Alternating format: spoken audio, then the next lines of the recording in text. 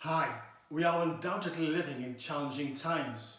So how do you take your business forward to deliver the optimum results as we come out of lockdown and onwards and help it grow and thrive? So let's look at this in a different way.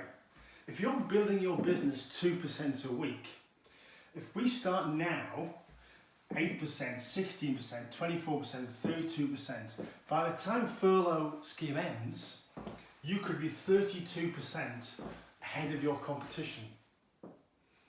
That's because you're not sitting on your hands like a lot of people are. You're getting active and you're making plans and you are delivering. So again, what effect does this have? Well, if we start on this now, you can be ending up with buying trading throughout the year. Or you can, as I say, wait for your fate and go on this trajectory. So which trajectory do you want? I'm releasing 4 types of workshops. I'll send the details out, or if you would like to have a call with me, there's a calendar link above for a 10-minute introductory call.